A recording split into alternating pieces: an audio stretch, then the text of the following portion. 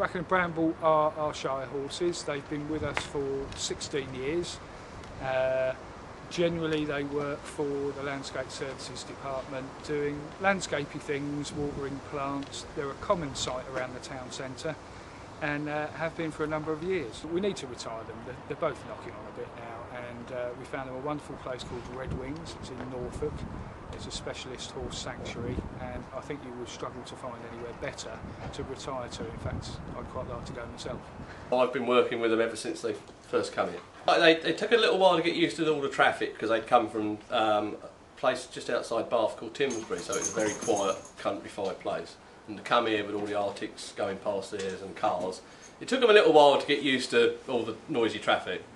But it didn't take them that long, and once they settled down, they was perfect. He's a stubborn old devil. If you don't want to move, he won't. And this one will please you. You know, I mean, you ask him to move, and he'd do anything out of his way to help you. Essentially, we needed to replace a tractor, and a decision was taken 16 years ago that the replacement for the tractor would be Bracken and Bramble, and that's kind of where it all started from, really. I come here at 7, feed them, and I sit down and have a cup of tea while they're eating. Then we muck them out, then we groom them. We tried to get on the road for about 9:30. Then, because then the traffic's quieting down. Normally in the summer we go down the town, and you'll see we've had the water tank on there. That's what we normally carry all summer. Water hanging baskets and everything like that down the town. Come back. We normally spend about 5 hours out if we can, if you know, depending on the work rate. Then we come back. Then in the afternoons, then we feed them. They roughly need about an hour to eat their food. So after that, it's not really worth going back out again. What we normally do is tidy up round here, clean harness, and all the day-to-day bits and pieces like cleaning buckets out and things like that. I'm not aware of any other local authorities that have them. I believe that there have been in the past some local authorities, but no, we're quite unique in that. The only thing is, it's not like a car or van, or you can't switch them off on a Friday night and forget about them and pick them up again Monday morning. There's a lot of hard work at the weekends, involvement and all. So that side of it I won't miss.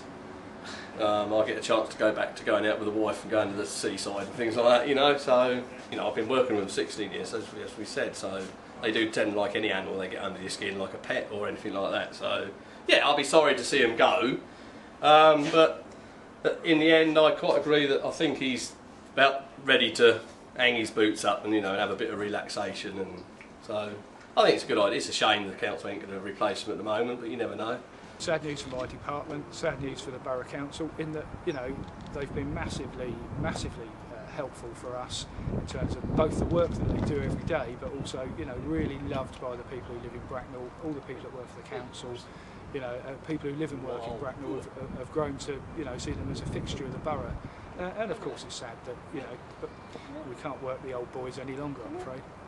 Well, we haven't nailed down a date yet. I would expect it's going to be sometime towards the end of September, so we're going to do a farewell tour this summer with Bracken and Bramble, so I hope everyone gets a chance to meet them and see them one more time before they go off to Norfolk. And of course they can always go to Red Wings and visit them when they're on holiday.